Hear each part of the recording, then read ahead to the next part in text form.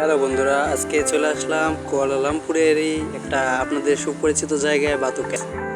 এই জায়গাটি যারা মালয়েশিয়ায় আছেন, কুয়ালালামপুরের মধ্যে আছেন, সবাই চিনেন। হয়তো কেউ ভাবতেছেন আসবেন, কেউ আসছেন। এই জায়গার বিশেষ রহস্য আছে কিছু, সেটা আপনাদের সঙ্গে তুলে ধরবো আজকে। আপনারা দেখতে থাকুন।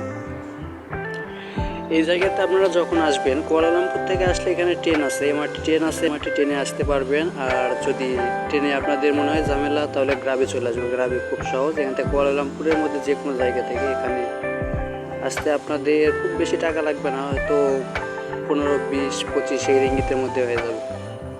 এবং আসার পরে এখানে আপনারা টিকিট মাত্র 5 টাকা, ভিতরে ঢুকবেন, টিকিট কাটবেন, 5 টাকা টিকিট কেটে ভিতরে ঢুকবেন। ভিতরে ঢোকার পরে ভিতরে কিন্তু অনেক মাছ আছে, অনেক বড় বড় সাপ আছে, অনেক ধরনের পাখি আছে।